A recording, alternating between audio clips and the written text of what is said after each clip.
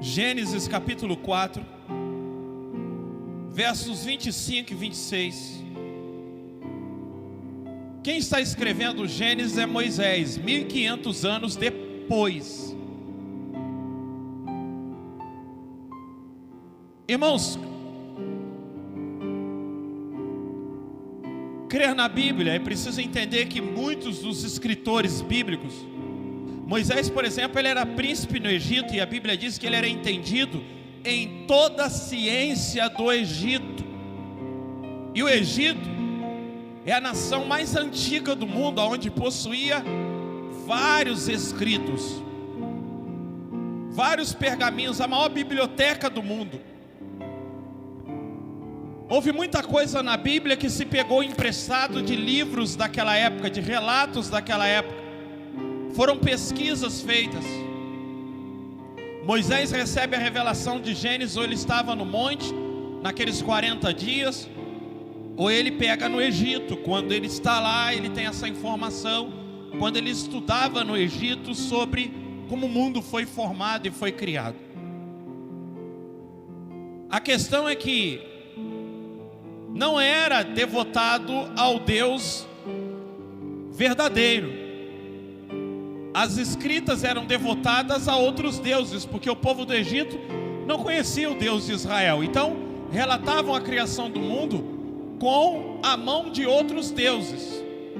Mas quando Deus se revela a Moisés, Moisés então entende que quem foi que fez aquilo tudo foi o único Deus, o Deus que se revelou a ele na sarça ardente. E Moisés, ele vai nos fazer um relato sobre a vida de Adão e Eva, porque quando a gente pensa em Adão e Eva, a gente pensa que esse casal se perdeu e está no inferno. Não é assim que a gente pensa. A gente se engana tanto com isso. A gente pensa que depois que eles pecaram, Deus abandonou eles. Deus imediatamente os socorreu após o pecado. A Bíblia diz que Deus simplesmente o expulsou do jardim, porque Deus disse: olha, para que eles não tomem da árvore da vida. Imagine um homem com câncer vivendo eternamente com câncer. Imagine um homem velho não morrendo. Ele diz: para que o homem não tome da árvore da vida após o pecado, que agora ele vai ficar doente. Imagine a mulher gerando filhos a vida inteira sem morrer. Talvez com saúde alguém diga, é vantagem. Mas há tantas pessoas que tão novos já sofrem de doenças tão limitadoras. Então Deus disse para que um homem após o pecado não tome da árvore da vida e viva eternamente nessa condição de pecado. Ele afasta o homem do jardim, não por maldade, mas por misericórdia, porque o diabo depois tentaria o homem a tomar da árvore da vida. Aí sim, imagina a gente penando sobre essa terra, penando e penando. Eu já vi alguns filmes, claro, agora eu vou entrar em ficção, Deus que me perdoe eu pregar fábula aqui, mas já vi alguns filmes de cara que tem vida eterna. Vocês já viram isso? E os caras querem morrer, porque os caras reclamam que eles sempre veem a esposa, os filhos sendo sepultados, e eles sofrem com isso.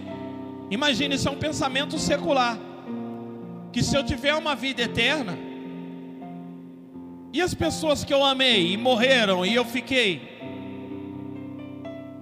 então Deus expulsa do Éden. Mas Deus não deixa de amar esse casal e estar com eles, e nem eles deixam de temer a Deus. Gênesis capítulo 4, 25 e 26 diz assim: e tornou Adão a conhecer a sua mulher, ou ter relação com a sua mulher, e ela deu à luz a um filho, e chamou o seu nome Sete. Repita comigo: porque disse ela, Deus me deu outro filho em lugar de Abel, porquanto Caim o matou. Então observe que esse casal continua temendo a Deus. Abel era temente a Deus, Abel era justo, tinha fé. Esse casal, depois da queda, eles continuam tendo relacionamento com Deus e vida com Deus. E é engraçado que quando Moisés vai escrever Gênesis 5, passa para o capítulo 5, do versículo 1 ao 6, quando ele vai falar da descendência de Adão, ele não cita Caim, o primeiro filho, que era o natural. Ele não cita a descendência de Adão através de Caim. Olha lá. E viveu 705 anos e gerou a Enos. 5 a partir do versículo 1, por favor, até o 6. Isso. Este é o livro das gerações de Adão. Num dia em que Deus criou o homem, olha, esse é o livro das gerações de Adão. Já observa que Moisés está pegando um livro que não tem na Bíblia? Já observa que tem uma fonte de pesquisa extra-bíblica aí? Um livro das gerações de Adão. Olha como é que a gente já começa a entender que Moisés fez pesquisa, que Moisés pegou coisas emprestadas. Dá uma olhada nisso, observa. Este é o livro das gerações de Adão. No dia em que Deus criou o homem, a semelhança de Deus o fez. Homem e mulher os criou. Repita comigo: homem e mulher os criou e abençoou, e chamou o nome de um de Adão, e chamou o seu nome Adão no dia em que foram criados. E Adão viveu 130 anos e gerou um filho à sua semelhança, conforme a imagem, e pôs o nome de Caim. Caim é cortado, Caim não é citado, Caim não é incluso. Moisés corta Caim da genealogia de Adão. Gerou um filho de nome Sete. E foram os dias de Adão depois que gerou a Sete, não a Caim, 800 anos e gerou filhas e filhas.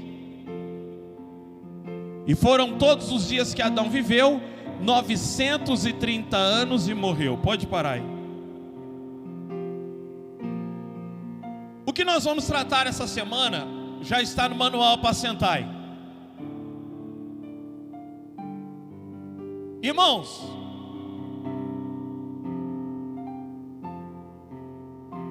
eu não tenho como fugir do que o pastor Joel falou no Apacentai e do que ele disse cedo na igreja. Em famílias abençoadas, em famílias que buscam a Deus, nós precisamos entender que acontecem desastres.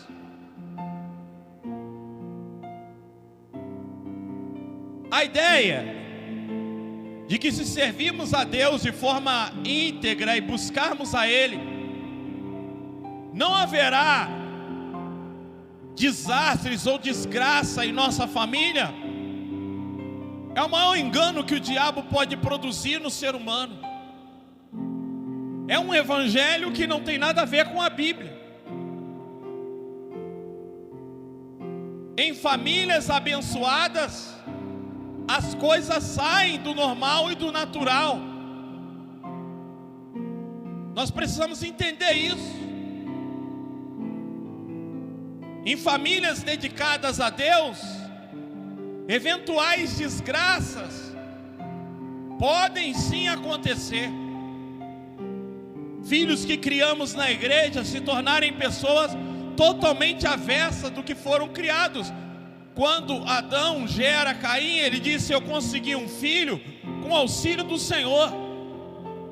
E nessa família que teme a Deus, que serve a Deus, vai acontecer uma desgraça terrível, porque eles vão perder 2 filhos de uma vez só. E o pior, que é uma desgraça maior do que você, Deus que me perdoe, eu não quero nem mencionar isso. Eu não quero nem mencionar isso, eu não quero nem imaginar que isso aconteça. Eu quero mencionar debaixo de uma proteção espiritual, mas você chegar em casa e você descobrir que o seu filho matou o seu filho, e nós vimos isso na televisão de vez em quando, que o filho matou a mãe, o filho matou o pai. Estão investigando que houve latrocínio, que na verdade é quando um filho, por causa de droga ou por causa de herança. Adão e Eva experimenta isso. Adão e Eva experimentam uma desgraça, porque eles têm na sua família um assassino, e esse assassino mata o próprio irmão, e ele vai embora. Ele vai se tornar uma raiz deste mundo maligna, mundana, afastada de Deus. Uma raiz de mau testemunho. Houve um homem no Velho Testamento que diz que Caim matou um homem e ele mataria 2 ou 3 que o ferisse, e Caim se torna uma referência de uma geração ímpia. E esse casal, Adão e Eva, é abalado com essa situação. Então a pior coisa que tem é nutrirmos uma ideia de que na família de pessoas abençoadas não acontece desastres, não acontece desgraça. E aí, o grande medo que tem de se pregar essa verdade é que, como é que nós vamos manter pessoas na igreja então, se por aí colocam uma placa bem grande na porta da igreja, que se você der o seu dízimo, se você aceitar Jesus, você está livre de tudo, que sua família tem que ser abençoada, então tem a campanha da família, tem um sacrifício pela família. O evangelho que se apresenta é um evangelho de restauração de tudo, de restituição de tudo.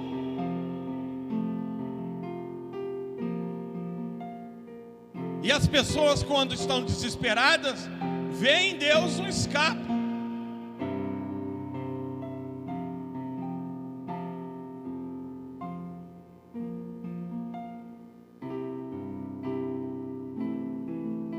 O que vamos tratar aqui hoje? Porque essa mensagem é relevante, você precisa prestar atenção nela.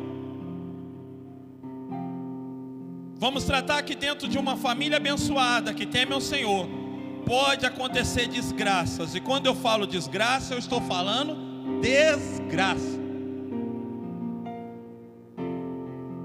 Gênesis 48, verso 19 e 20.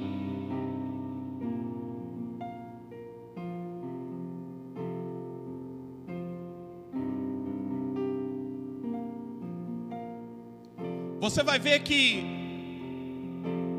na hora de Jacó abençoar os filhos de José, ele troca a mão, porque o primogênito deveria receber a bênção.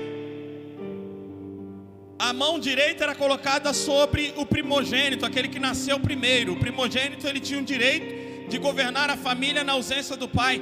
Mas Jacó vai inverter as mãos e vai pôr a mão sobre o mais novo. Quando Jacó vai abençoar seu pai, ali é Jacó, para mim não tomar o texto todo, ó. Mas seu pai recusou, porque José queria que ele colocasse as mãos certas, olha lá. E disse: eu sei, meu filho, mas eu sei também, ele será um povo, e também ele será grande. Contudo, o seu irmão menor será maior do que ele, e a sua descendência será uma multidão de nações. Assim, repita comigo, os abençoou naquele dia, dizendo: em ti abençoará Israel, dizendo: Deus te faça como a Efraim e como a Manassés. E pôs Efraim na frente de Manassés. Ou seja, Jacó troca as coisas. Põe Efraim como primogênito, como herdeiro, como representante da família. E Efraim, o nome de Efraim denota a bênção, abençoado. Observe você contando essa história para os seus filhos, os seus parentes. Olha, eu era o irmão mais novo e na cultura de Israel, não é o irmão mais novo que toma conta da casa, é o irmão mais velho. Mas o meu avô, na hora de abençoar, ele trocou a mão. E o meu pai temou, meu pai disse não. Falou para o meu avô, não faz isso. Mas ele disse não, vai ser assim. O mais novo vai ser mais forte que o mais velho, o mais novo. Então imagine Efraim contando essa história. Que coisa linda. As pessoas entendendo que Deus inverteu um fator para abençoar. Mas em 1 Crônicas capítulo 7, a partir do versículo 20, vamos ler isso. E os filhos de Efraim, repita comigo, e os filhos de Efraim,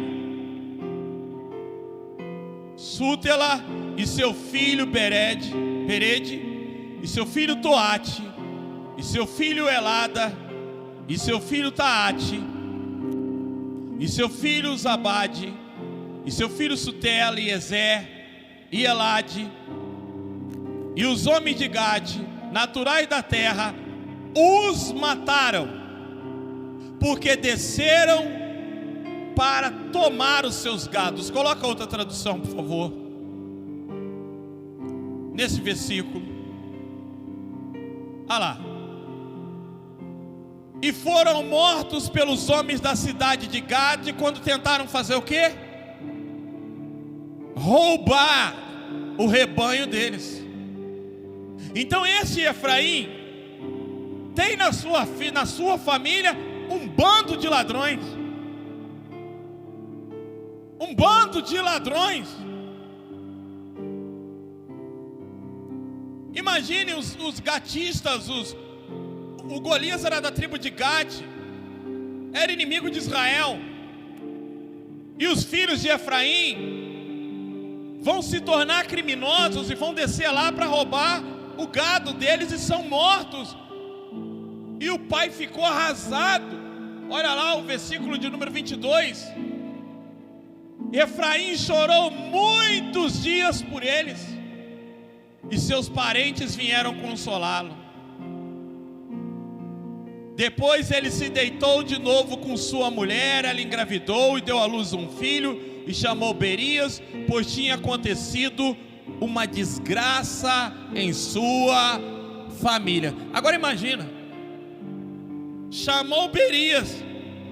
O que significa Berias? Irmão, está lá, o que significa Berias? Os judeus tinham essa mania.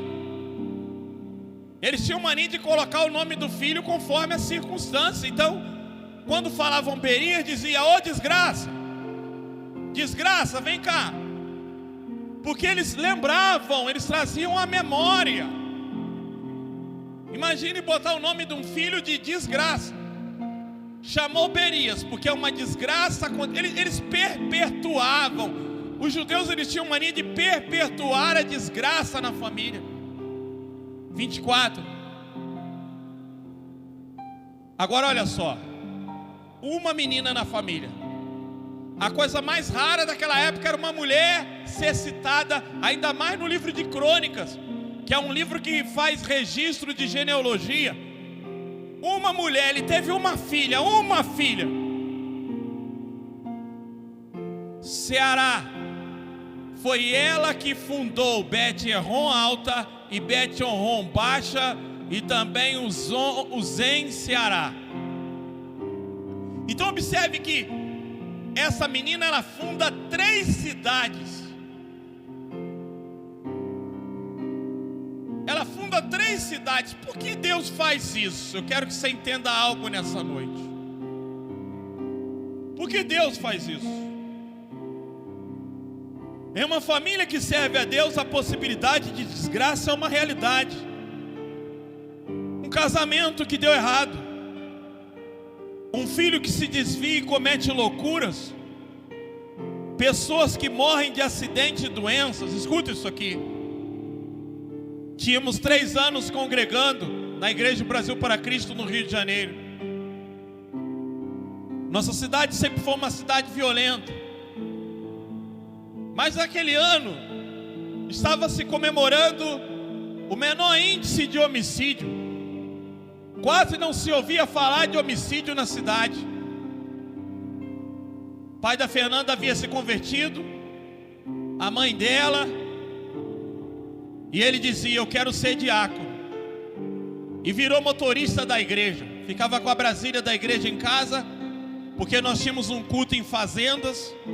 Implantávamos trabalho em fazendas, ganhando almas. Eu, a Fernanda, alguns irmãos entravam em caminhão. Às vezes eu tinha uma perua, eu e o pastor colocava até a bicicleta dentro da perua, porque nós tínhamos uma certeza que a perua aí não ia voltar. E, irmãos, era chão.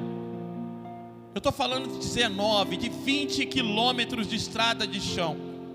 Muitas das vezes eu e o pastor, eu lembro que uma vez, ele com um sapato novo, que ele havia ganhado, ele falou comigo: André, pelo amor de Deus, hoje não é dia dessa perua quebrar, porque olha o meu sapato. E vocês sabem que eu sempre ri muito, fui muito zombador. Ele teve muita paciência comigo ao ponto de querer me bater. Imagina o quanto que eu ri quando aquela perua quebrou e ele enfiou aquele sapato novinho na lama, dentro da lama, porque era muita lama, e a gente tomando tombo de bicicleta.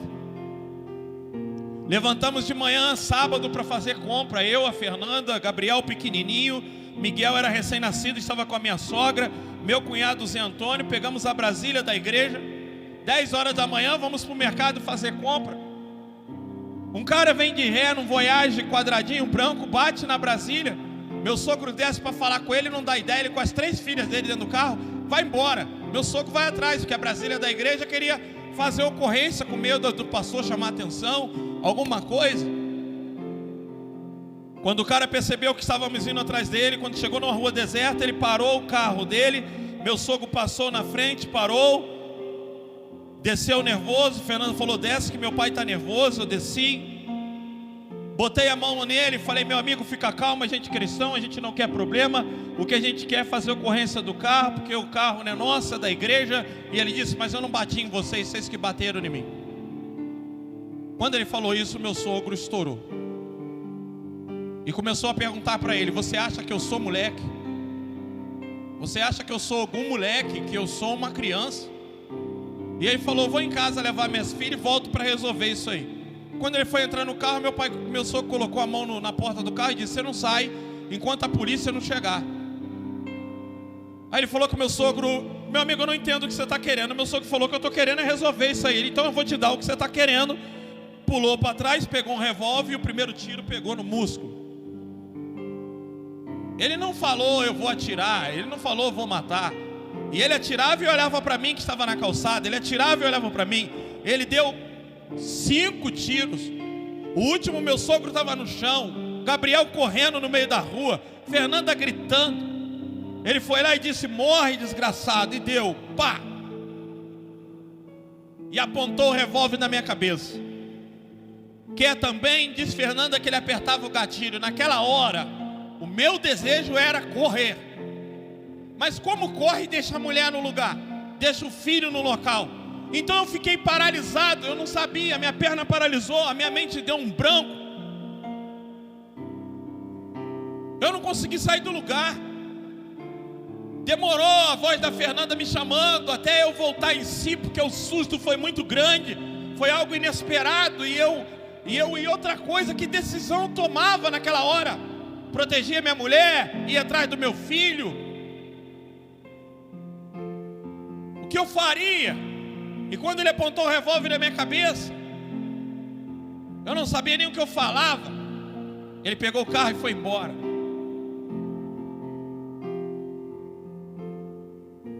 Na igreja começou uma conversa. Alguém chegou para Fernanda e disse: essa família não vai servir mais a Deus depois disso. Foi uma desgraça. A gente quer culpar a Deus. Sabe, a gente é crente aqui dentro, enquanto tudo está dando certo. Mas o diabo, às vezes, ele quer que a gente arrume alguma coisa para culpar Deus. Senhor, onde estava o Senhor? Cadê o Senhor quando tudo isso aconteceu? Por que o Senhor permitiu isso?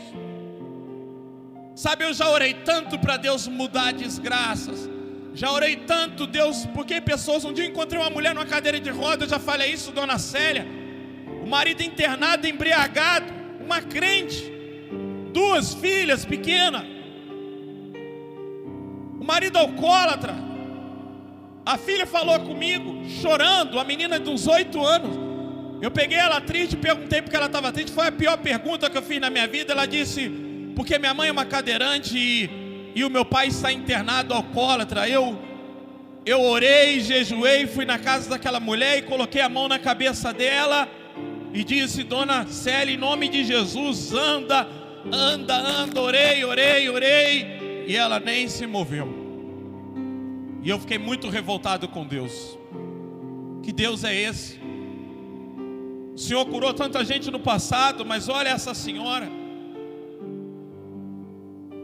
E ela falou comigo algo que eu nunca mais esqueci. Ela disse, filho, ela viu que eu fiquei frustrado, mas como ela era uma crente antiga, madura, ela disse, filho, eu não sou aleijada.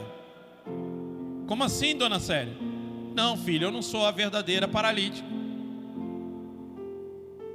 Sai dali pensando naquilo.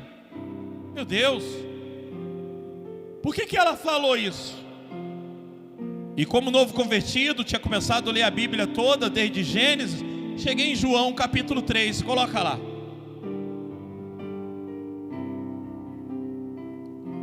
Quando eu cheguei em João capítulo 3, eu entendi o que ela estava falando. Havia um homem fariseu chamado Nicodemos, uma autoridade entre os judeus.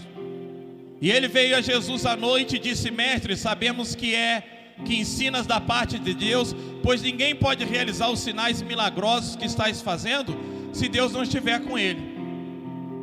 Em resposta, Jesus declarou, digo a verdade. Quem é cego, irmão? Jesus vai declarar o verdadeiro cego. Ele diz, cego é quem? Ninguém pode ver o reino de Deus se não nascer de novo.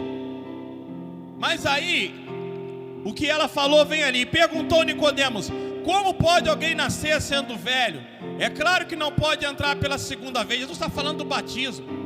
No ventre de sua mãe nascer. Respondeu Jesus, digo a verdade, repita comigo, ninguém pode entrar no reino de Deus se não nascer da água e do Espírito. Então eu entendi que aquela mulher estava falando que temporariamente, enquanto ela estava aqui nesse plano terreno, ela não poderia andar, mas que ela voltaria a andar, que ela voltaria a ter o seu corpo estabelecido. É aquele tipo de crente que nós vamos aprender daqui a pouco, que falta na igreja hoje.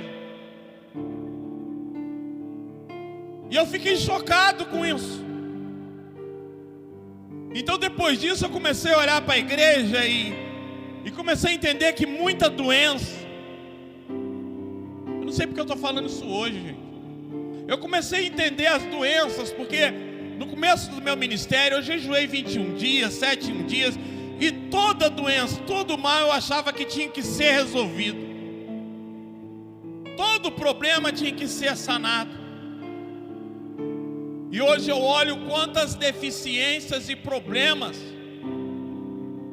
vão levar as pessoas para o céu. E é por isso que Deus não tira isso delas. Porque se ela tirar, elas se perdem. Eu não separei, mas no versículo da sarça ardente, quando Deus fala com Moisés, que Moisés vai falar que é gago, olha lá, quando Moisés fala, olha, mas eu não posso ir lá, ele não fala que é gago, perdão, ele fala que ele tinha uma deficiência no falar. Engraçado, Deus chama Moisés e Moisés tem deficiência. Deus chama ele para falar e ele tem deficiência para falar. E Deus podia curar a fala de Moisés. Tenta achar aí a sarça ardente. E Moisés questiona a Deus, escolhe outro. Eu não falo, eu tenho deficiência de falar. Por isso que eu falo da importância do corpo, de entendermos o corpo. Não estava programado isso. Mas eu quero que você entenda uma coisa. Então o Senhor ordenou a Moisés: vai dizer a Faraó, rei do Egito, que deixe Israel saírem do país. Moisés, porém, disse na presença do Senhor: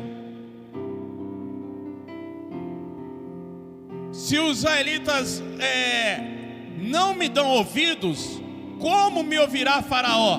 Agora fala comigo, ainda mais que não tenho facilidade para falar. Observe você.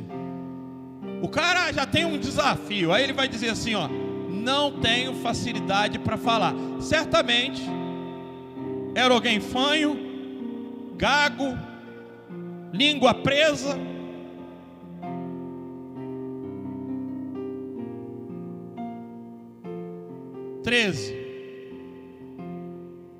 Mas o Senhor ordenou a Moisés e Arão que dissesse aos israelitas, ao Faraó, rei do Egito, que tinha ordem para tirar do Egito os israelitas. Acho que aí já passamos, passa mais um pouco. Pode ir mais um pouco. É quando Deus fala quem criou o mudo, quem criou o surdo.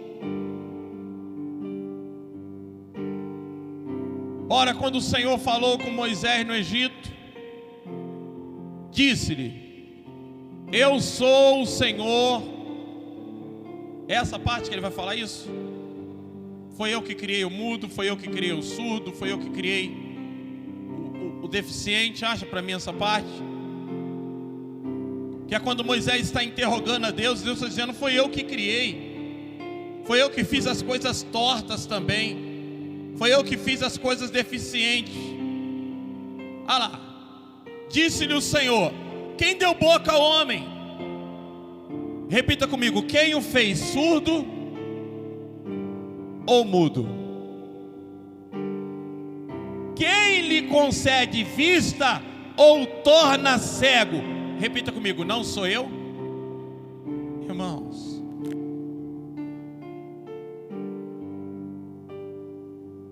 é difícil ouvir isso, mas Deus está dizendo: eu dou vista e eu cego. Eu dou a fala e eu faço mudo. Eu dou o ouvido e eu faço surdo. Sabe qual é o nosso problema? É quando nós queremos tentar entender Deus. Não.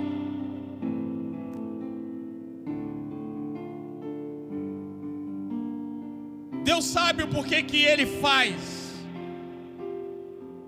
Mas Ele está dizendo: não é eu.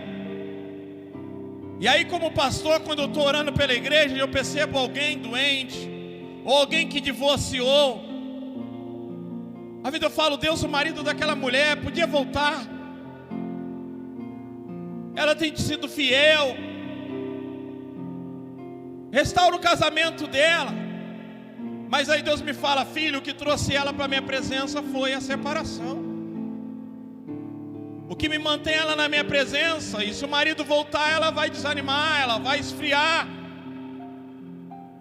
Então existem algumas desgraças. Eu não estou dizendo que você tem que aceitar tudo, mas eu quero que você entenda que nada é desgraça quando te aproxima de Deus, mas tudo é desgraça, ainda que os teus olhos pareçam a coisa melhor do mundo, mas está te deixando distante do Senhor.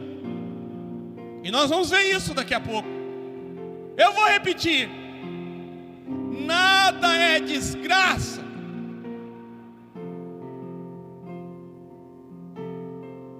Eu esqueço hoje, está aqui sua irmã Maera, como é que é o nome dela? Raíssa, né? Como a Maera se converteu, como ela aceitou Jesus. A Raíssa é uma bênção de Deus, essa menina é uma pessoa muito especial. E a Maera disse que um dia acordou de madrugada e pegou ela agarrado à Bíblia, e já com problema de visão, agarrado à Bíblia, orando, e que aquilo tocou profundamente o coração dela. Minha irmã, com todas as dificuldades, não quer perder um culto, quer ir para a igreja, quer cantar, quer adorar, quer servir a Deus. E simplesmente pela irmã orar, levantar de madrugada e ver a irmã com todas as limitações, salvou a vida da irmã, trouxe a irmã à salvação. Nós não podemos questionar, porque, irmãos, nós vivemos aqui na terra, e a nossa mente desse plano aqui, é que esse plano é maravilhoso, que tudo aqui é melhor, que tudo aqui é bom, porque somos terrenos. Então nós limitamos a nossa vida aqui. Mas eu quero levar você a entender algo nessa noite, a compreender algo, por favor.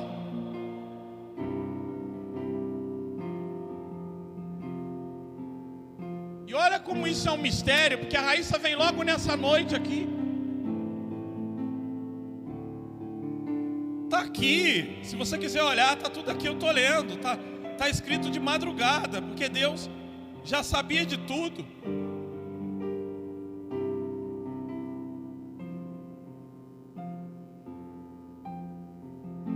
Há pessoas, queridos, que nascem de algumas formas que o único motivo delas serem assim é para a glória de Deus. Nós vamos ver isso daqui a pouco. Adão e Eva tiveram um golpe terrível na família. E porque quando lemos o texto, lemos de forma fria, até achar que Adão e Eva perderam e foram para o inferno. Não é isso que vemos na Bíblia. O que encontramos são eles dando testemunho que com a ajuda de Deus estão seguindo suas vidas. Agora deixa eu te falar uma coisa muito importante sobre o nosso conceito de esperança, que foi o último louvor que nós cantamos. Qual é o nosso conceito de esperança? É aqui que está tudo errado. É aqui que se prega o evangelho errado. É aqui que se engana muitas pessoas. Porque qual é o conceito que nós temos de esperança? Se aconteceu algo de errado na minha família, a minha esperança está atrelada à mudança da circunstância. Se alguém pegou um câncer, a minha esperança em Deus é que a pessoa seja curada do câncer. Se houve um divórcio, a minha esperança em Deus é que haja restituição do casamento. A minha esperança sempre está atrelada que a situação mude, que ela melhore. É sempre assim quando nós pensamos em esperança. É sempre assim.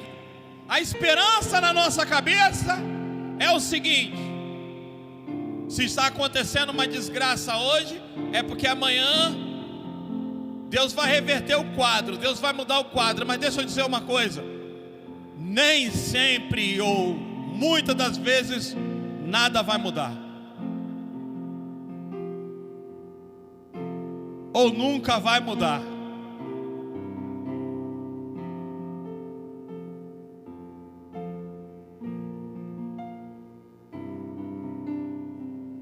Como nós erramos, como pensamos e nutrimos esperança, porque vemos a esperança somente no campo de mudança da desgraça, recessão do quadro que deu errado. Porém aqui cometemos um erro muito grave quando a nossa esperança, porque se a nossa esperança estiver estritamente focada na melhoria da circunstância, nós cairemos em uma grande miséria espiritual. Olha o que está em 1 Coríntios 15, 19. Leia o texto e entenda, por favor. Repita comigo: se é somente para esta vida. Vamos de novo. Se é somente para esta vida que temos esperança em Cristo,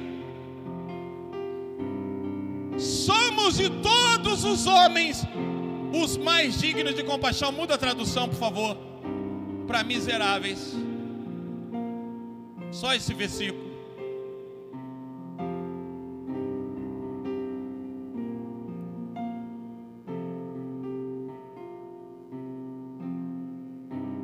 seja, se a nossa esperança estiver somente nessa vida, se ela estiver atrelada só às coisas deste mundo, é só mudar a tradução, gente, o versículo pode manter o mesmo. Olha lá, se esperarmos em Cristo só nessa vida, ou seja, se aqui estamos servindo a Ele, e quando as coisas dão errada, a nossa esperança é que tudo mude aqui, que tudo melhore aqui, o que nós somos? Repita comigo, somos os mais, repita comigo, miseráveis de todos os homens. Observe como erramos. Agora temos medo de pregar um evangelho verdadeiro em dias em que se ofertam solução para tudo e para agora, porque as pessoas não querem ouvir mais sobre vida eterna. Elas nem acreditam nisso, em céu e inferno. Nas escolas estão excluindo Deus a cada dia mais da vida das pessoas e proibindo falar de Deus. No Brasil, em alguns lugares, em alguma escola, já é crime falar de Deus para alguma pessoa. Aliás, está se tornando crime, escuta, eu estou falando, é sério. Está se tornando crime falar mal do diabo. Ofende os satanistas, até o diabo está tendo direito de... Eu não estou brincando, vai ler a matéria. Está se tornando crime falar que Satanás é mau, que ele é o diabo, que ele é ruim. Até o diabo vai ter direito de processar no Brasil.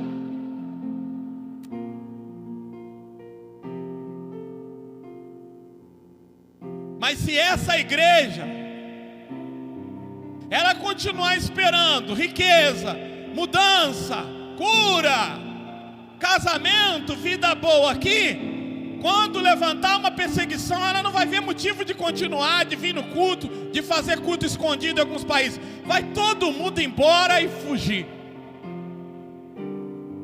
Poucos virão a esse lugar, serão presos, mortos e perseguidos.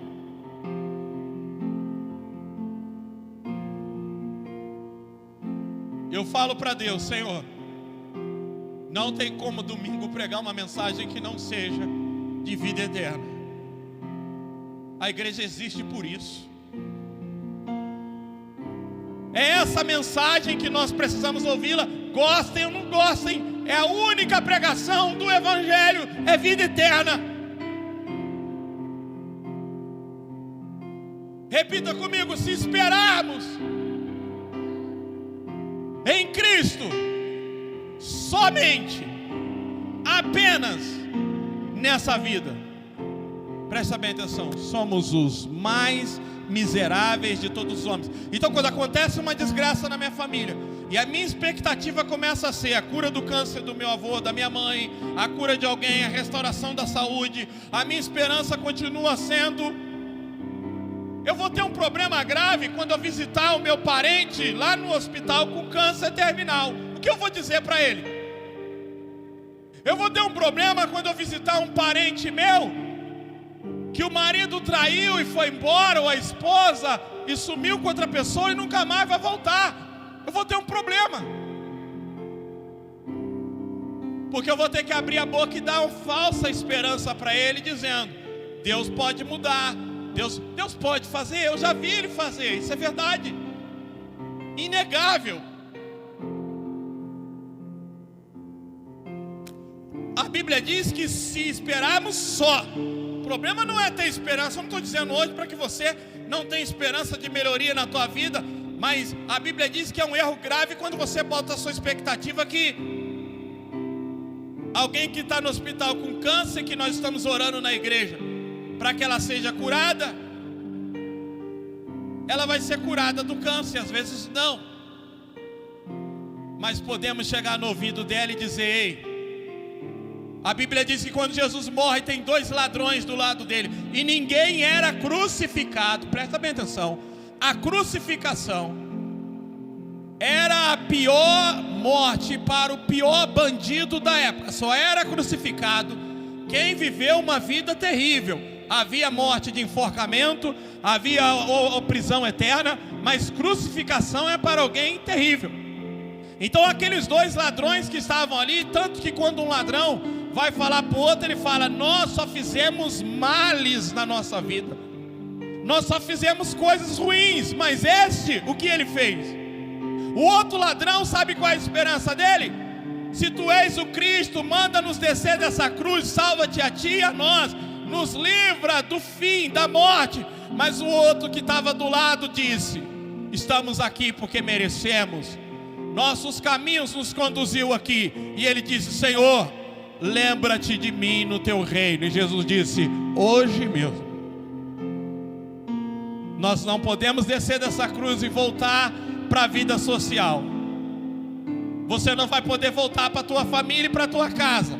Você não vai poder dizer para as pessoas que teve um encontro comigo e que testemunhou. Você nunca vai dar testemunho de conversão para ninguém, mas vai ficar registrado no Evangelho que você foi salvo na sua morte, crucificado como um ladrão. Hoje mesmo estarás comigo no meu reino.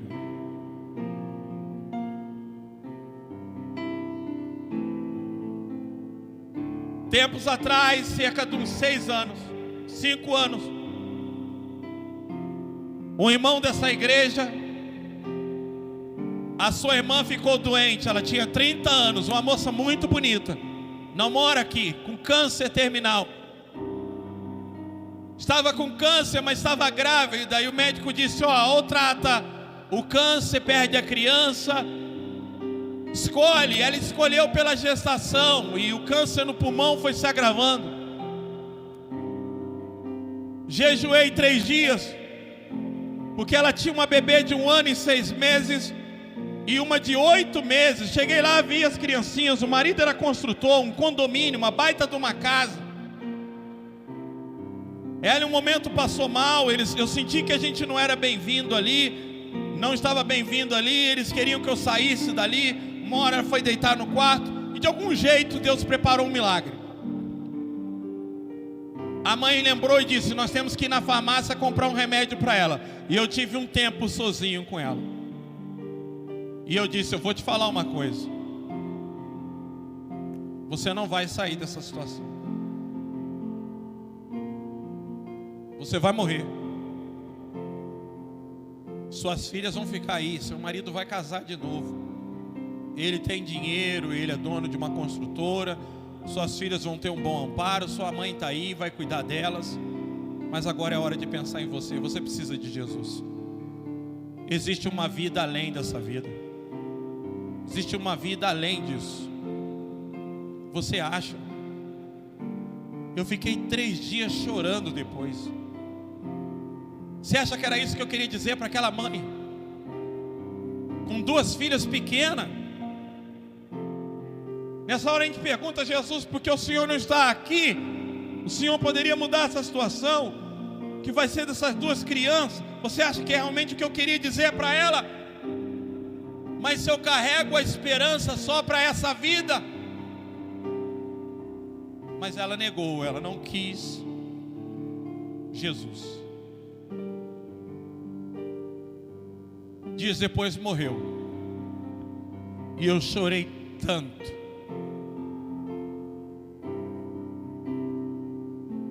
O que vamos falar para o nosso parente acamado?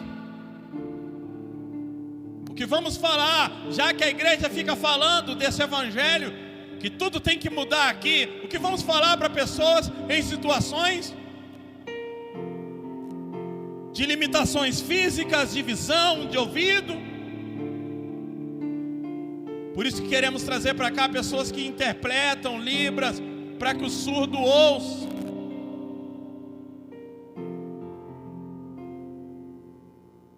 O Evangelho,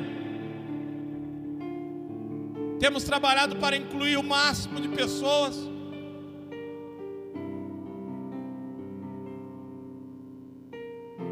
Se esperarmos em Cristo nessa vida, somos os mais miseráveis que existem. Se a nossa esperança é que as coisas vão mudar só aqui, então há muita coisa que quando eu vou orar, Eu digo: Deus, eu queria tanto que o Senhor curasse aquela pessoa, mas se ela ficar boa e ela voltar para o pecado, voltar para o mundo. Na minha igreja no Rio de Janeiro, eu não sei o quanto isso é verdade, eu não estava lá na época, acredito que é, porque meus pastores não iam mentir. Um cara cego estava em uma campanha e oraram por ele, e a visão dele voltou dentro da igreja.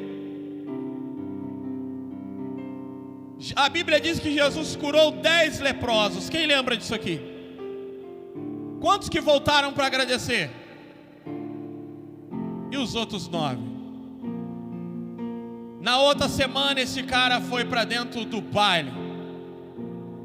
Talvez você não acredite nisso, mas se Deus mudar a situação da pessoa financeira, ou tirar um problema da vida dela, ela se afasta dele. Então eu passei a orar e dizer: Deus, isso que está na vida da pessoa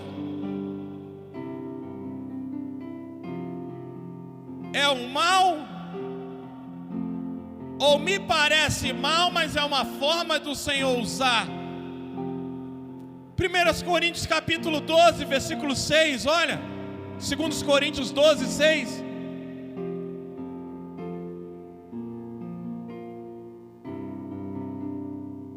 Segundas Coríntios 12, 6.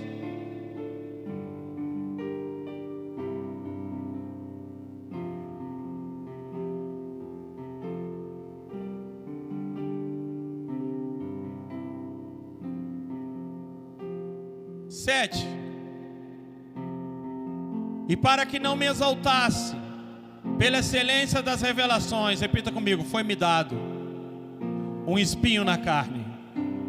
Agora, irmãos, um mensageiro de Satanás. E se eu te falar que Deus pode colocar um demônio na vida de um crente para atormentar ele só para ele ser salvo, como é que você vai expulsar esse demônio? Está ali, é a Bíblia, pelo amor de Deus. Tem demônio que você tirar da vida da pessoa, ela perde a salvação. Pastor, o que o senhor está dizendo? O que eu estou querendo dizer é que o diabo e os demônios servem a Deus. Não existe briga, não existe duelo. Na cruz Jesus derrotou Satanás, derrotou os demônios, subjugou eles e colocou debaixo dos pés da igreja. E Deus é soberano, e o diabo serve a Deus quando ele quer.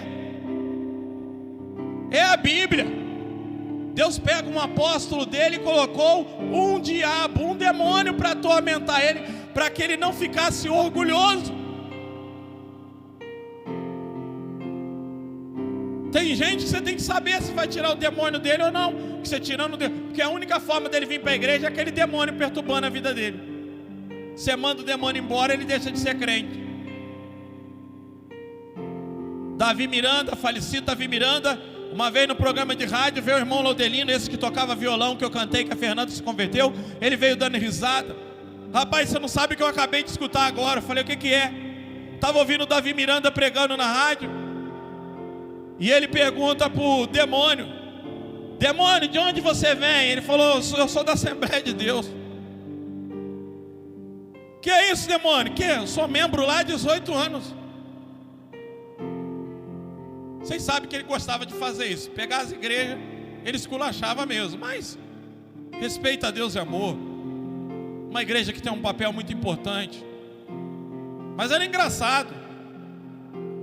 Ele: olha, irmãos, o que o demônio está falando, que é membro na Assembleia de Deus há 18 anos. Infelizmente, irmãos, alguns demônios, se você tirar da vida da pessoa, ela perde a salvação. E a Bíblia diz: foi-me dado um mensageiro de Satanás para fazer o que? Carinho? Esbofetear. De vez em quando o demônio chegava lá e dizia para Paulo: você não é ninguém, toma. E isso, sabe como é que era feito? Através de pedrada, prisão, chicotada, traição, abandono, para que ele não se exaltasse, porque nada mais derruba o homem do que o orgulho e a soberba. A Bíblia diz que é orgulho e a soberba precede a queda. Ninguém cai se não for antes. Aí diz: acerca do qual o quê? 3 vezes orei para que se desviasse de mim. Orou, tira isso de mim. E disse-me: a minha graça te basta, porque o meu poder se aperfeiçoa na sua fraqueza. Paulo disse: então quando eu penso que estou fraco, eu estou forte. Sabe, muitas das vezes quando achamos que estamos fortes, estamos mais distante de Deus. E quando estamos nos achando nada, simplesmente ninguém, é a hora que o Senhor está mais abraçado conosco.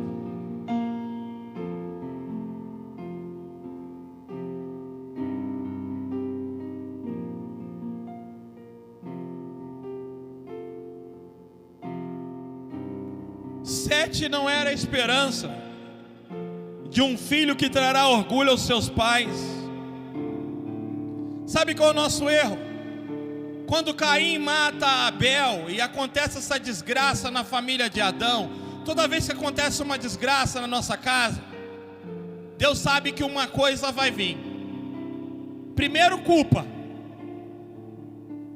O diabo vai trazer culpa.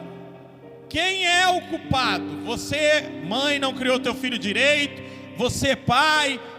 Quando alguém morre, o que a gente pensa? Porque eu deixei ir, eu deveria estar lá.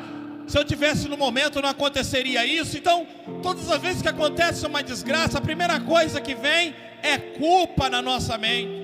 Eu fui o culpado, eu pequei tanto, eu errei tanto, eu desobedeci. Deus sabe que a desgraça na família traz sentimento de culpa.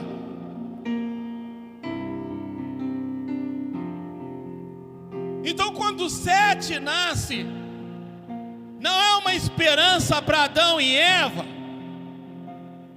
de que eles terão um filho que vai fazer faculdade, de que eles terão um filho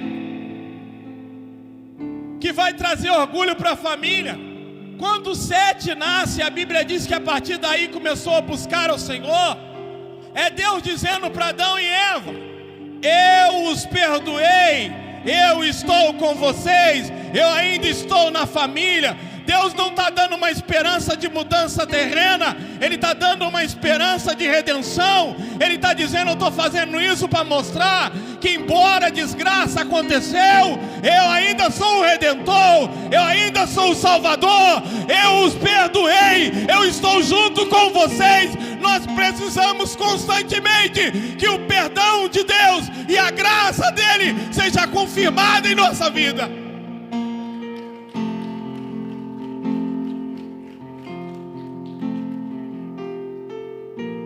O que Deus está trazendo não é a esperança de um filho maravilhoso, mas Deus está dizendo: nasceu um filho, e através desse filho começaram a buscar o meu nome. Adão e Eva, eu ainda estou na família, eu ainda estou mostrando para vocês que o meu perdão continua, que a minha aliança continua, que eu estou firmado com vocês. Porque nada é pior quando as desgraças acontecem, a gente começa a se culpar, a gente começa a se penalizar, e a gente começa a achar: Deus não está mais comigo como estava, não me ama mais como amava. Então o que Deus está tentando redimir em nossa vida é a convicção de perdão. Quando Ele está fazendo algo dar certo, é para mostrar para você que você continua indo para a eternidade.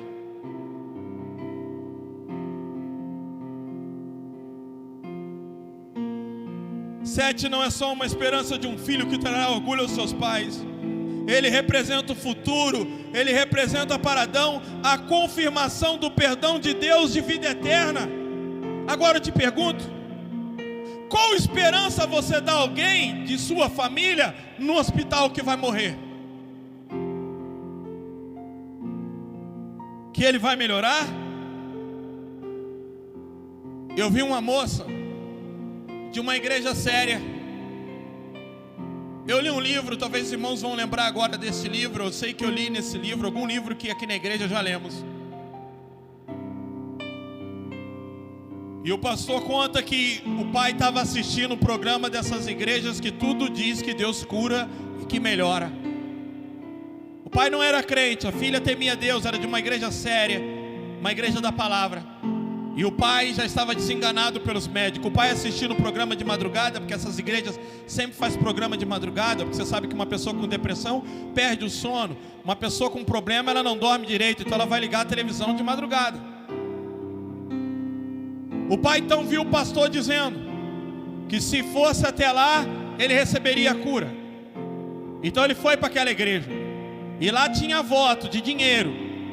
Oferta tanto para isso, para aquilo, para receber a tua cura, o teu milagre, dá isso, daquilo. E o pai então foi fazendo as correntes que a igreja exigia. E a filha olhando aquilo, a filha sabia que o pai estava sendo enganado, mas ela não queria tirar aquela esperança do pai. Salomão diz que nos últimos dias da vida de um homem, dá bebida para ele, enche ele de bebida para que esses dias passem rápido. Naquela época não tinha anestesia, não tinha hospital. Então quando o homem estava nos últimos dias, num estado de doença, se deixava ele embriagado constantemente. A irmã Ana disse que uma vez estava com tanta dor de dente que bebeu 1 litro de cachaça. Arrancou o dente em casa, irmã Ana. Olha lá. Depois que você toma 1 litro de cachaça, você não sente mais nada, irmão. Você arranca todos os dentes, você vai ver que está banguela no outro dia.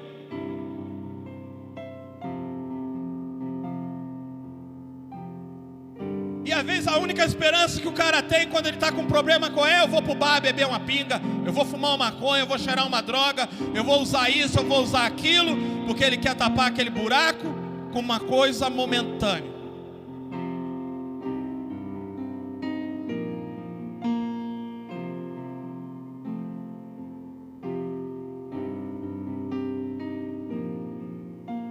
Essa é a única esperança que carregamos, que as coisas aqui vão mudar, que aqui vai melhorar. É para isso que estamos vindo na igreja. Esse é o único motivo de você estar congregando. Eu quero dizer que você não vai longe, porque coisas vão acontecer que vai te deixar muito irritado com Deus, muito decepcionado com Deus, e vai te fazer perguntar: aonde estava o Senhor que não viu isso?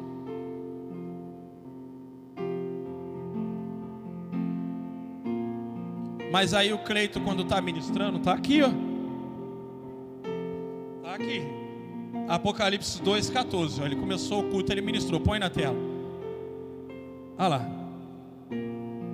Está aqui, de madrugada. Oh, perdão, Apocalipse 21,4.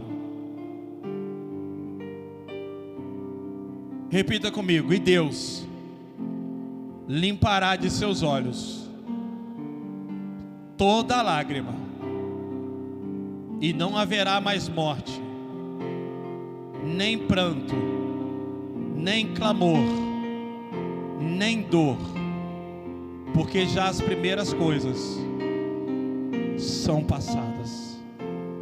Sabe aonde isso vai acontecer? Na eternidade. Talvez aqui na terra suas lágrimas não serão enxugadas.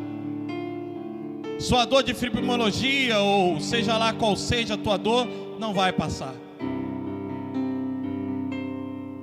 Nesse primeiro plano, porque a Bíblia diz que as primeiras coisas são passadas. Talvez nesse primeiro plano, muitas limitações em você não vão melhorar, mas há uma promessa. A promessa sim, essa é certa, que lá na eternidade não haverá mais clamor. Ninguém vai precisar clamar: me ajuda, me socorre, porque Ele vai estar perto. A lágrima não vai ter, porque Ele vai enxugar dos teus olhos todas as lágrimas. Não haverá mais morte, nem pranto, nem dor. Essa é a promessa, a certeza que nós temos.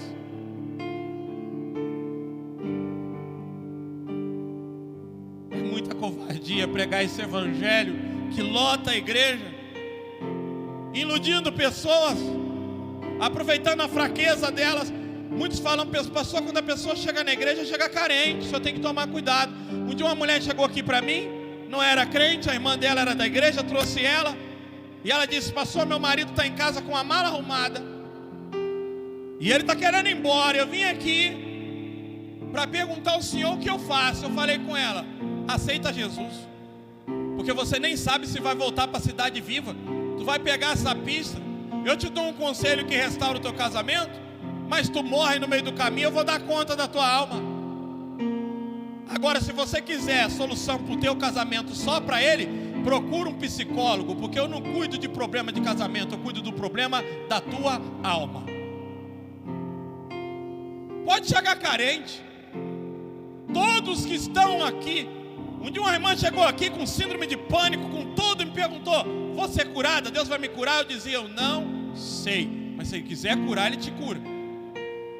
Mas ela me perguntava todo dia, porque tem aquela pessoa que é chata, ela quer que você fala. E eu dizia: não sei. E ela foi curada, e Deus curou. Mas eu não sabia. Tem coisa que Deus faz e tem coisa que Ele nunca vai fazer.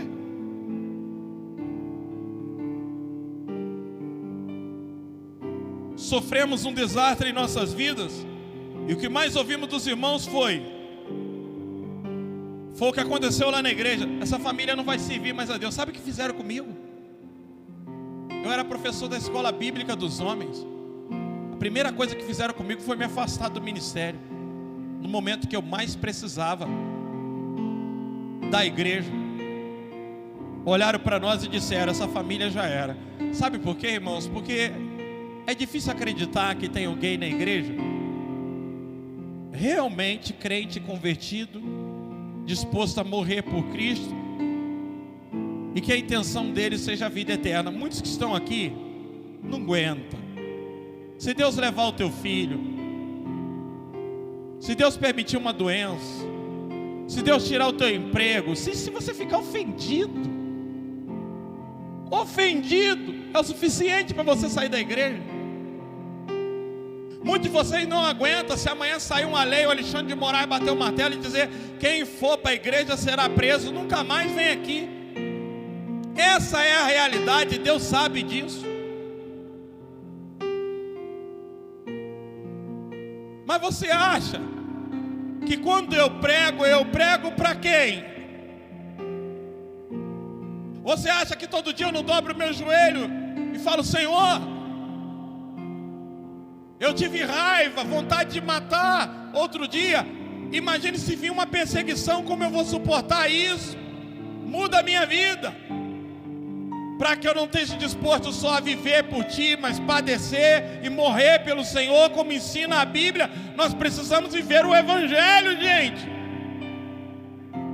Isso aqui não é um lugar de melhoria. Isso aqui não é um lugar de ilusão. Isso aqui é o primeiro plano, as primeiras coisas, mas ainda vem a segunda, e a segunda ela é eterna, a segunda ela é tremenda, e nem se compara a nada que esse mundo possa oferecer.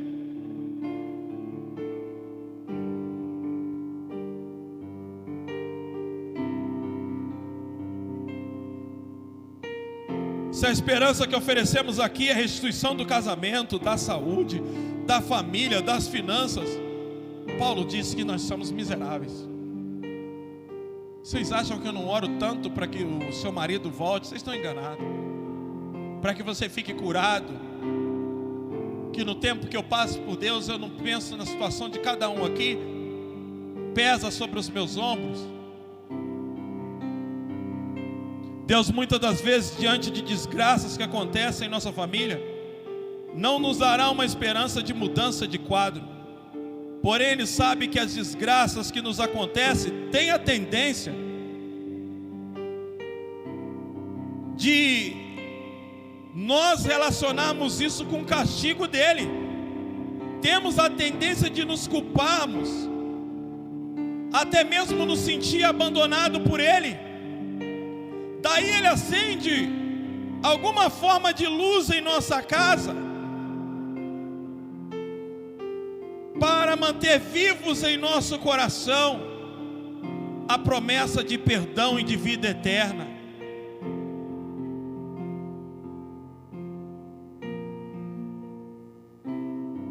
Lucas 16, 19 ao 31.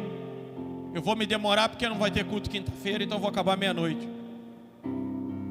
Lucas 16, do 19 ao 31. Quando eu digo quando tudo está bem aqui, toma cuidado. Esse negócio de que minha vida está uma maravilha. Olha lá. Ora vi um homem rico e vestia-se de púrpura, de linho finíssimo, e vivia todos os seus dias de forma o quê? Regalada, esplendidamente. Havia também um certo mendigo chamado Lázaro, que jazia às chagas à porta daquele, e desejava alimentar-se com as migalhas que caíam da mesa do rico, e os próprios cães vinham lamber-lhes as chagas. Aconteceu que o mendigo morreu e foi levado pelos anjos para o seio de Abraão, e morreu também o rico e foi sepultado. E no inferno, olha quem acha que o inferno não existe. E no inferno ergueu os olhos, estando o quê? E viu de longe Abraão e Lázaro no seu seio, e clamando. No inferno não vai haver clamor, no céu não vai precisar. Pai Abraão, tem misericórdia de mim, e manda Lázaro, mendigo, que molhe na água a ponta do seu dedo e me refresque a língua, porque estou atormentado nessa chama. Disse, porém, Abraão: filho, lembra-te de que recebeste os teus bens em tua vida, e Lázaro o quê? Lázaro o quê? Somente males.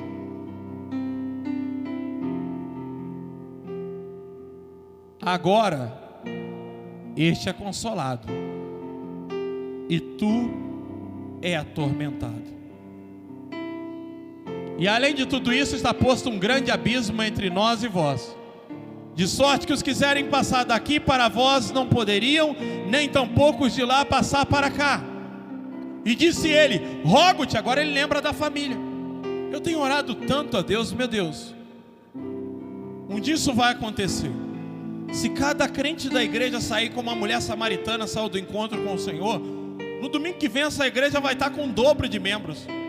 Quando você entender que o teu pai idólatra, que adora a Maria, que a tua irmã e teus parentes, se morrerem hoje, vão para o inferno e vão ser atormentados. Se você entendesse isso, você parava de ir lá à toa, parava de ir lá com medo de ofender eles e criar problema. O meu pai me mandou embora da obra, eu precisando trabalhar, eu trabalhava com ele de pedreiro. Um dia eu disse para ele: você não é exemplo para mim, você é casado com outra mulher, e minha mãe é tua amante, e se você morrer, você vai para o inferno. Comecei a pregar para ele, ele disse: saia da obra, vai embora, eu não quero você mais comigo, e me mandou embora. Morreu no motel com 74 anos, está no inferno, queimando. Mas este sangue eu não levo nas minhas mãos. Você tem pessoas na sua casa, que esperança você está dando para elas? E disse ele: rogo depois, pai, que me mandes à casa de meu pai. Agora ele lembra: eu tenho 5 irmãos que estão vivendo bem, que herdaram minha herança, que estão achando que está com a vida boa, mas não conhecem esse lugar, não conhecem o inferno, acham que a vida é só lá, estão vivendo só para aquele mundo, para que ele dê testemunho, a fim de que eles não venham também para este lugar de tormento.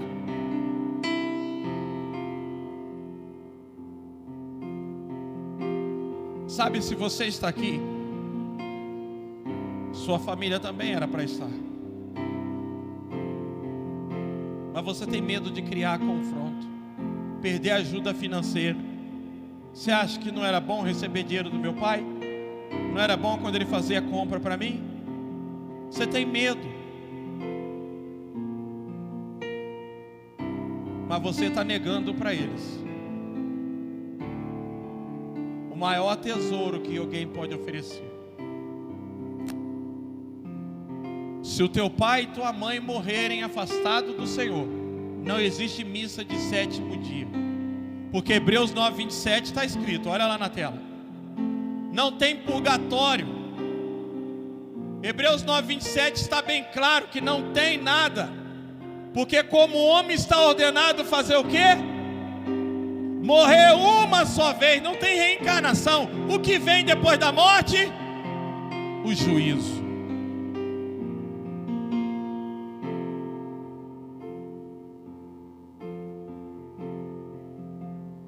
João capítulo 3, versículo 17.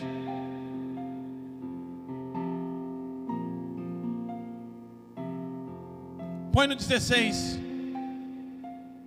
Porque Deus amou o mundo de tal maneira que deu o seu Filho unigênito, para que todo aquele que nele crê não pereça, mas tenha o quê? É vida mudada, é casamento restaurado? Repita comigo: vida eterna. Porque Deus enviou o seu Filho ao mundo não para que condenasse o mundo, mas para que o mundo fosse salvo por ele.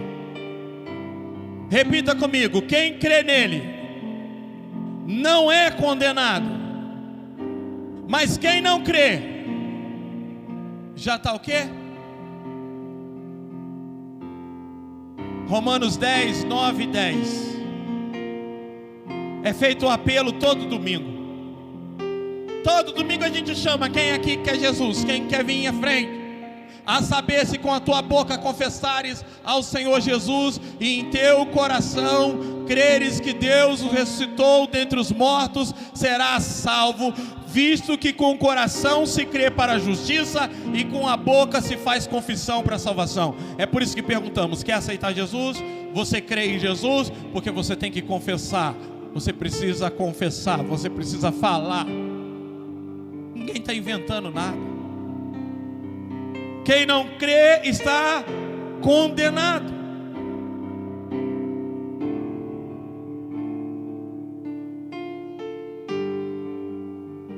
E para quem nunca teve casa aqui, sempre morou de aluguel, nasceu numa família pobre e nunca vai conseguir obter a casa própria, qual a esperança que nós damos para essa pessoa? João 14, 1. Não fazemos uma campanha para dar casa própria, não fazemos uma chavinha de mentira e iludimos. Nós damos a palavra que diz: não se turbe o vosso coração, credes em Deus, credes também em mim. Na casa de meu pai há muitas moradas.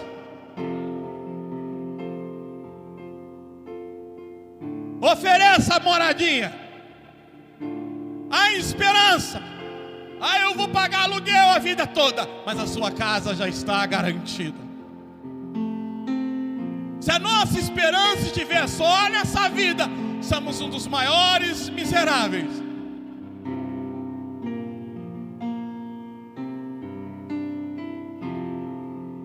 Queridos, cuidado onde você está colocando sua esperança. Eu já conheci tanto pastor. Pastor Joel para mim é um exemplo grande de alguém dedicado ao reino. Hoje nós vimos lá no Mandaqui como começou a igreja do Mandaqui. É de apavorar. O cara, a igreja pagava aluguel para ele e ele falou: se vocês continuarem pagando aluguel para mim, a igreja não vai desenvolver. Parem de pagar aluguel, eu vou morar na casa dos irmãos. Eu fico 3 semanas na casa de um. 9 meses ele ficou com a família dele morando na casa dos irmãos. Quando os irmãos iam se cansando, ele mudava para construir uma casa pastoral, para a igreja parar de pagar aluguel, e as coisas dele ficavam guardadas na Brasília. Eu tenho tanto exemplo dele. Mas aqui em Santa Fé, eu conheci algo que eu falo: Deus, irmãos, deixa eu falar uma coisa para vocês, orem por mim. Eu nunca disse para vocês que eu não estou aqui abrindo precedente não, tá? Mas eu nunca demonstrei nesse púlpito que eu sou inerrável e impecável. Eu digo para vocês que eu prefiro a morte do que o adultério, porque eu fui criado em um ambiente de adultério, de traição. Eu vi muito sofrimento, mas eu não estou livre disso. Eu não estou livre de cair.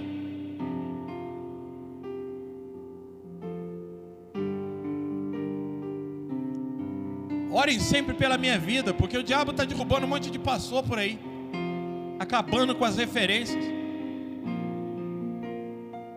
Eu peço a Deus todos os dias a morte. Se o Senhor vê que isso vai acontecer, me mata.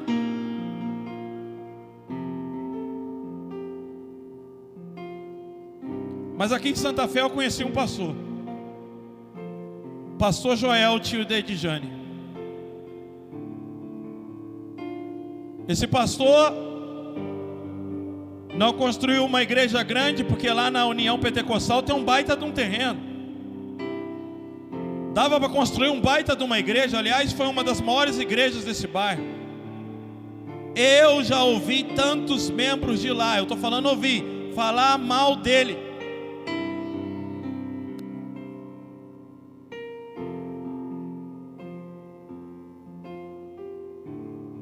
Em 2008 a mulher dele ficou doente.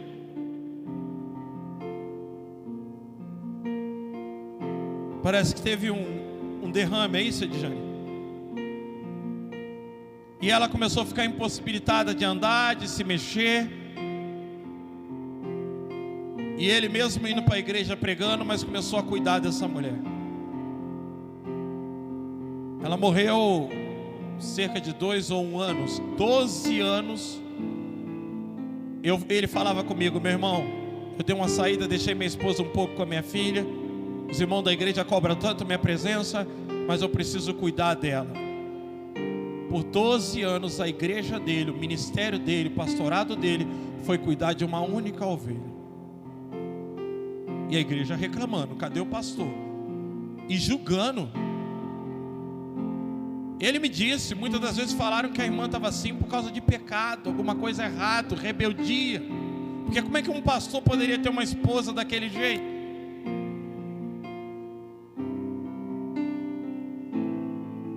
Até hoje, quando eu mando áudio para ele, ele manda para mim: estou com saudade dela. Uma mulher com um machucado, uma ferida nas nádegas, ele tinha que dar banho nela, carregar ela no colo. Fez isso por 12 anos. Não tinha mais relação sexual. Não a traiu, não a trocou, não a abandonou.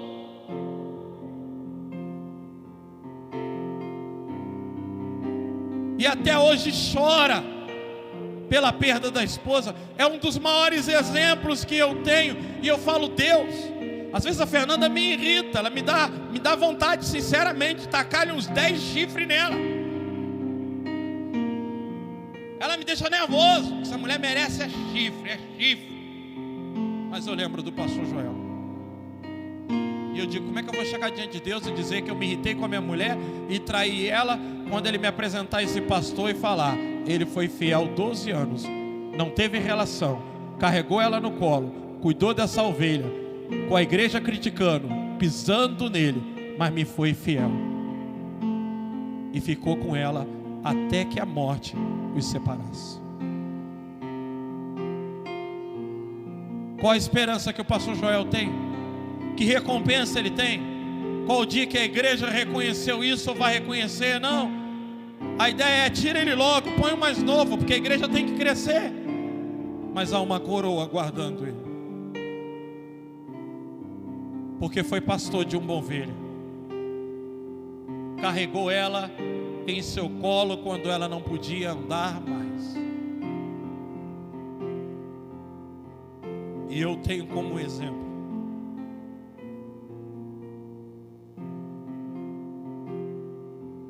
Muitas das vezes coisas irão acontecer em nossas famílias desastrosas. E a esperança muitas das vezes que teremos da situação mudar não virá. Ou pode até vir. Porém, uma coisa que você pode esperar de Deus: primeiro, nós fomos perdoados. Quando desceram um paralítico pelo telhado, Jesus disse para aquele paralítico: perdoados estão os seus pecados. Jesus colocou o perdão primeiro do que o milagre. O perdão é mais necessário do que qualquer milagre. Nós fomos reconciliados com Deus pelo sangue de Jesus. Você pode aplaudir a Ele. Nós recebemos perdão dos nossos pecados. Nós estamos livres. A morte não pode nos deter. Como Ele ressuscitou, nós iremos ressuscitar.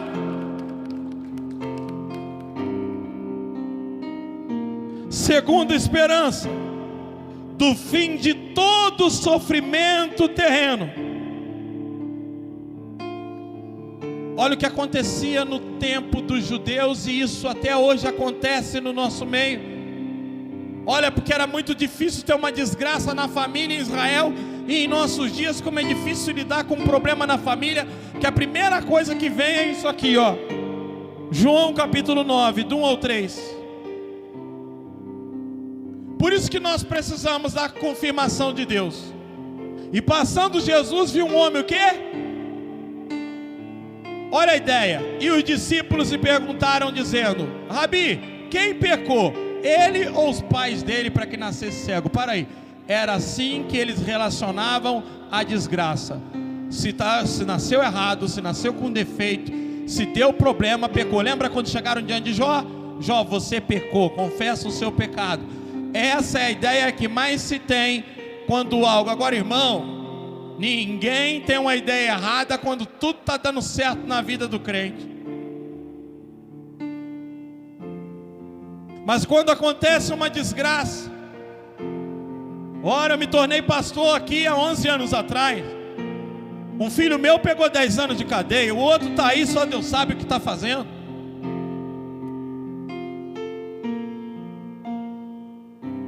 Roubaram, usaram drogas, fizeram Fernanda, coisa que eu nunca na minha vida passei, foi entrar em delegacia, nunca tive processo com nada, meu nome não é sujo. Graças a Deus eu tenho meu nome limpo, uma vida limpa. Não tenho nada no meu passado, nunca lembro de eu ter tido um processo. Mas ao chegar aqui, meus 2 filhos se envolveram com drogas. O que mais eu ouvi de membros da igreja: pastor, se o senhor fosse um homem de Deus, seus filhos não estariam perdidos. A Bíblia não diz que os filhos do pastor têm que ser trazidos em obediência e servir a Deus? Eu dizia, a Bíblia realmente diz. Então, e às vezes eu saía daqui, ia lá para o Mandaqui. Eu lembro que uma quinta-feira o Roberto estava pregando, eu estava me sentindo tão mal, acusado, que eu fui entregar a igreja. Fui para a igreja do Mandaqui, sentei lá em cima na galeria. Pensei comigo, os irmãos sabem que aqui não é lugar de pastor. Eu vou demonstrar através da minha atitude que eu não estou bem, e vai trazer um ambiente ruim na igreja. Eu vou sentar lá no lugar dos pastores, porque ninguém tem a ver com isso. Sentei lá na frente. Pastor Luciano estava pregando, e eu fui para entregar a igreja. E no meio da pregação ele virou para mim e ele disse: pastor André, Deus manda te dizer uma coisa: quem lança a mão do arado e olha para trás não é apto para entrar no reino de Deus. Deus manda te dizer: não largue a mão do arado. Tantas vezes Deus teve que confirmar o seu perdão, e que Ele esteve comigo por causa dessas circunstâncias que eu passo. E eu e a Fernanda passamos um dia, ela dizendo para mim: eu não sou uma boa mãe. Onde eu errei, eu disse: você sempre foi uma ótima mãe. A Fernanda, eu vou dizer uma coisa para vocês, é uma ótima esposa, uma ótima mãe. O único motivo que eu tenho às vezes, se for de trair ela, não é por ser uma boa esposa, uma boa mãe, é por querer, às vezes, querer me bater, querer me enfrentar. E para mim não dar um murro nela, eu tenho que estar me segurando e ficando nervoso, porque ela não sabe conversar, ela gosta de botar a mão. Então eu sou agredido, e porque sou agredido eu tenho vontade de deixar. Não tem como fazer uma denúncia, porque se fazer denúncia não tem João da Penha, então eu tenho que aguentar isso. Brincadeira, ela já fez isso no passado, já não faz mais não. Mas ela chega para mim e ela fala: porque o diabo bota essa culpa. Você não é uma boa mãe porque ela tem que ir no presídio, chegar lá com a comida e ver os presos virem pegando a comida do filho, e o filho ansioso, perguntando para o Josué, pelos irmãos da igreja, como estão as coisas. Domingo passado nós estávamos lá. Eu já tive em lugar do cara entrar e falar: tira a roupa, arrancar minha cueca, baixa aí, e saber que ela estava na outra sala fazendo a mesma coisa muitas vezes. E o que o diabo trazia na mente: Deus não pode estar com vocês, Deus não pode estar do lado de vocês. Deixa aquela igreja, deixa para o Roberto, deixa para o Ricardo, deixa para eles, deixa para outro, porque olha a vida deles, olha a sua, você está no lugar errado. E muitas das vezes Deus teve que trazer uma esperança, não uma esperança de que meus filhos vão se converter. Se você me perguntar que eu acredito que eles vão se tornar crente, eu vou dizer para vocês que eu não tenho essa esperança. Se isso acontecer, a obra de Deus é a oração da mãe deles, minha não. Pelo contrário, eu espero eles perderem a vida deles na vida que eles estão levando. Muitas das vezes eu disse para Fernando, qualquer momento podemos ter notícia deles estarem mortos. Se amanhã estiverem salvos aqui, a glória seja de Deus, porque não é o que eu espero. Mas Deus, às vezes, Ele precisa confirmar o perdão na minha vida, porque essas coisas me fazem pensar que Ele está agindo contra mim, que Ele está me desprezando, que Ele está dizendo, eu desisti de você. Então quando Ele traz a esperança, Ele diz, filho, haverá um dia em que enxugarei do teu rosto todas as lágrimas, toda vergonha passará. E os seus discípulos perguntaram dizendo, Rabi, quem pecou? Essa pergunta é isso que o diabo tenta trazer no teu coração como mãe, o teu passado, os teus pais. A gente fica futucando o passado. Eu estou sofrendo isso porque meu pai foi assim, porque minha mãe foi assim. Minha mãe era uma mulher de cabaré, o meu pai era adúltero, o meu pai era casado com 2 mulheres. Eu sou pastor e casado com 2 igrejas. O seu passado não influencia no seu futuro. 2 Coríntios 5,17 diz, aqueles que estão em Cristo Jesus, nova criatura é, as coisas velhas se passaram, e eis que tudo se fez novo. E muitas das vezes a gente fica procurando pelo em ovo. O que aconteceu no meu passado? Deixa eu descobrir, para saber por que eu estou passando isso. Não! É o diabo que usa essas coisas. Temos a confiança de nos aproximar dele, porque a Bíblia diz que quando Jesus morre na cruz, cuspido, injuriado, que os soldados romanos zombavam dele, Deus não se ocupou de vingar, de matar aqueles soldados, de destruí-los. Ele até cirou, o céu enegreceu, porque ele é Pai.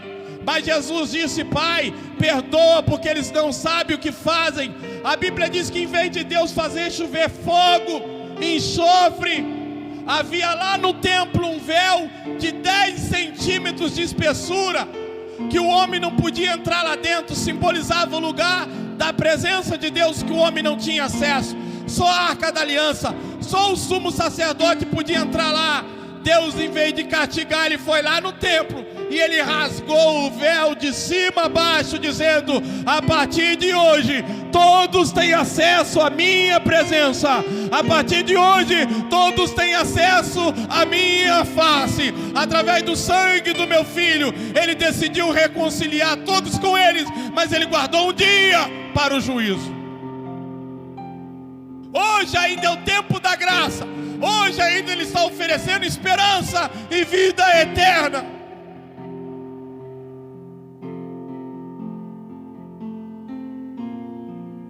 João capítulo 9, versículo 3. Sobe o ministério de louvor.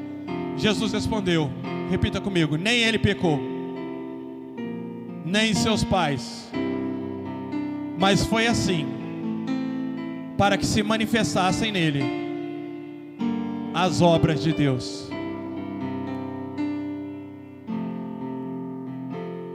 Deus age em meio aos desastres.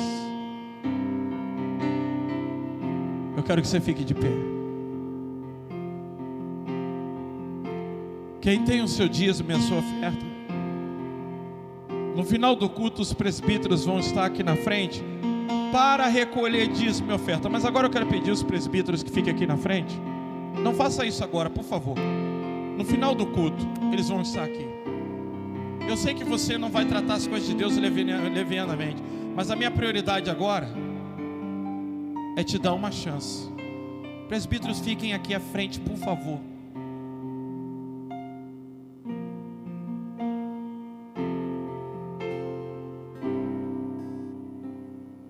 Talvez essa palavra falou com você, e você está afastado. Talvez você pensa que vir à igreja é só para receber bênção, ou para fazer parte de ministério. A pergunta é: aonde está a sua esperança? Só nessa vida? É para isso que você vem na igreja? Para que o quadro mude? Às vezes o quadro não vai mudar. Sabe por que a situação não vai mudar? Porque Deus está usando a situação para mudar você. Talvez nessa noite você entendeu que as primeiras coisas, elas vão passar, mas ainda existe um plano eterno. E você tem a chance de entregar a tua vida a Jesus e correr para os seus parentes e dizer para eles: creiam, orar e jejuar para que eles venham e eles estejam aqui. Porque se você verdadeiro os ama, queira que eles vivam eternamente, que tenham Cristo em suas vidas. Enquanto cantamos esse louvor, você vai poder sair do seu lugar quebrantado e vir a esses homens, talvez confessar um pecado, talvez se arrepender de um mal e sair daqui com a vida mudada, voltar para Jesus, fazer uma aliança com Deus. Enquanto cantamos, que o Espírito Santo trabalhe no seu coração.